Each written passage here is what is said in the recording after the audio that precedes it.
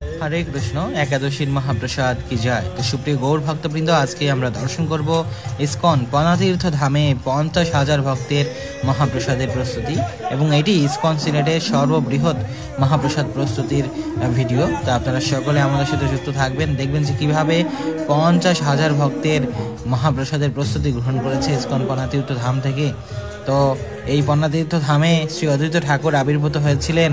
তো শ্রী অদ্বৈত ঠাকুর হচ্ছে পঞ্চতত্ত্বের অন্যতম। শ্রী অদ্বৈত ঠাকুর আপনারা সকলে জানেন, জয় শ্রীকৃষ্ণ চৈতন্য প্রভু নিত্যানন্দ শ্রী অদ্বৈত।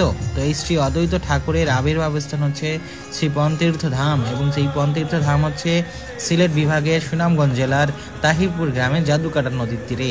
তো এই নদীর তীরে শ্রী অদ্বৈত ঠাকুরের মাতা নাভা দেবী, যিনি গঙ্গা স্নান বৃদ্ধ বয়সে গঙ্গা স্নানের ইচ্ছা পোষণ করেছিলেন, এবং মার এই ইচ্ছা পূরণ করার জন্য শ্রী অদ্বৈত ঠাকুর পণ করেছিলেন যে তিনি এখানেই সপ্তগঙ্গাকে আহ্বান করে মার গঙ্গা স্নানের ইচ্ছা পূরণ করবেন। সেই সময় থেকে যুগ যুগ ধরে লক্ষ লক্ষ ভক্ত এই গঙ্গা স্নানে অংশগ্রহণ করে থাকেন, এবং এই গঙ্গা স্নান হচ্ছে সব থেকে দুর্লভ গঙ্গা স্নান, কারণ যেহেতু এখানে সপ্ত গঙ্গা একসাথে শ্রী অদ্বৈত ঠাকুরের আহ্বানে এখানে উপস্থিত হয়েছিলেন এবং মায়ের ইচ্ছা পূরণ করেছিলেন। এবং সেই থেকেই প্রত্যেক বছর মধুকৃষ্ণা ত্রয়োদশী তিথি অর্থাৎ পাপমোচনী একাদশীর পরের দিন এই মধুকৃষ্ণা ত্রয়োদশী তিথিতে লক্ষ লক্ষ ভক্ত এই সপ্ত গঙ্গা স্নানের সংস্পর্শ লাভ করার জন্য সেখানে উপস্থিত হয়ে থাকেন। তো এই মধুকৃষ্ণা ত্রয়োদশীর আগের দিন হচ্ছে পাপমোচনী একাদশী তিথি। তো পাপমোচনী একাদশী তিথিতে প্রায় 50,000-এর অধিক ভক্তবৃন্দ ইসকন পনাতীর্থ ধামে অবস্থান করে থাকেন। তো সমস্ত দিন সমস্ত ভক্তরা এই একাদশীর মহাপ্রসাদ গ্রহণ করে থাকেন, এবং 24 ঘন্টা ভক্তদের জন্য এই সবজি প্রস্তুতি এবং রন্ধন প্রস্তুতি হয়ে থাকে। তো আপনারা এখানে দর্শন করছেন যে ইসকন পনাতীর্থ ধামে শ্রী রাধা মাধবের দর্শন, এবং এখানে শিল প্রভুপাদ কীর্তন সহযোগে ভক্তরা শিল প্রভুপাদ সহকারে এখানে প্রত্যেকটা রান্ধন প্রস্তুতি দর্শন করছেন, মন্দিরের সকল কার্যক্রম শিল প্রভুপাদ দর্শন করছেন। তো এখানে আমাদের যে বড় কড়াইতে এখানে 3,000 ভক্তের রন্ধন হয় এক একটা কড়াইতে। তো এক একটা কড়াইতে 3,000 ভক্তের সবজি, একাদশীর সবজি প্রস্তুত করা হচ্ছে। তো আপনারা এখানে ভিডিওতে দেখেছেন যে এখানে সমস্ত ভক্তরা সমস্ত দিন একাদশীর সবজিগুলোকে প্রস্তুত করছেন। তো এখানে দেখতে পাচ্ছেন যে এখানে মিষ্টি কুমড়ো, আলু, টমেটো, পেঁপে সব সবজিগুলো একসাথে এই বড় কড়াইতে সিদ্ধ করা হচ্ছে, একাদশীর সবজি প্রস্তুত করা হচ্ছে। এবং এইরকম একটা কড়াই না, আরও বড় বড় 2টি কড়াই রয়েছে, সেখানেও প্রত্যেকটা কড়াইতে 3,000 ভক্তের মহাপ্রসাদ প্রস্তুত করা হচ্ছে, অর্থাৎ একবারে 9,000 ভক্তের মহাপ্রসাদ এখানে রন্ধন করা সম্ভব হচ্ছে।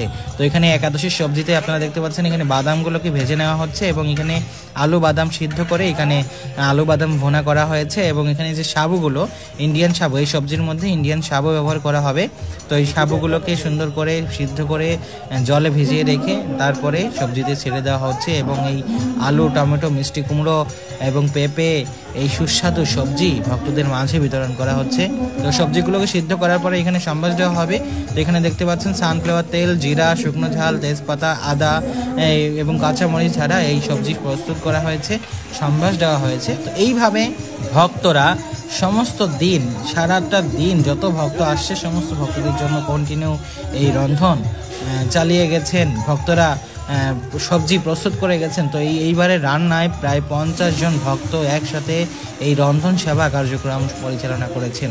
25 জন ভক্ত কন্টিনিউ সবজি প্রস্তুত করছেন, এবং 25 জন ভক্ত কন্টিনিউ এই রন্ধন সেবা পরিচালনা করেছেন। মানে 24 ঘন্টা ভক্তদের মাঝে এই মহাপ্রসাদ বিতরণের ব্যবস্থা ছিল। তো একাদশীর দিন যেহেতু মধ্যবেলা উপবাস থাকা হয়, এই জন্য 12টা থেকে দুপুর 12টা থেকে এই একাদশীর মহাপ্রসাদ বিতরণ করা হয় সমস্ত ভক্তদের জন্য, এবং রাত 12টা পর্যন্ত এই মহাপ্রসাদ বিতরণ চলছে। এবং রাত 12টা তারপরের দিন থেকে একাদশীর যে একাদশীর পারণের প্রসাদ রাত 12টা থেকেই ভক্তরা শুরু করেছেন রন্ধন, এবং সকাল 6টার মধ্যেই সমস্ত ভক্তরা আবার মহাপ্রসাদ বিতরণ শুরু হয়েছে।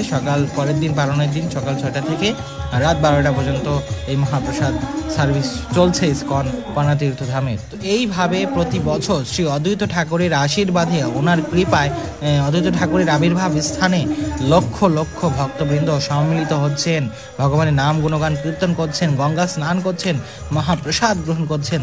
তো সুপ্রিয় গৌর ভক্তবৃন্দ, আপনারা যে যেখান থেকে আমাদের ভিডিওটি দেখছেন, আপনাদের একবার হলেও শ্রী অদ্বৈত ঠাকুরের আবির্ভাব স্থান পনাতীর্থ ধামে আসা উচিত। কারণ সব তীর্থ বারবার, পনাতীর্থ একবার। আপনি পনাতীর্থ ধামে একবার এই গঙ্গা স্নানে এসেই সপ্ত গঙ্গা স্নানের ফল লাভ করতে পারবেন। দুর্লভ এই দর্শন আপনারা লাভ করতে পারবেন, ভক্ত সঙ্গ লাভ করতে পারবেন, শ্রী অদ্বৈত আচার্য ঠাকুরের কৃপা লাভ করতে পারবেন।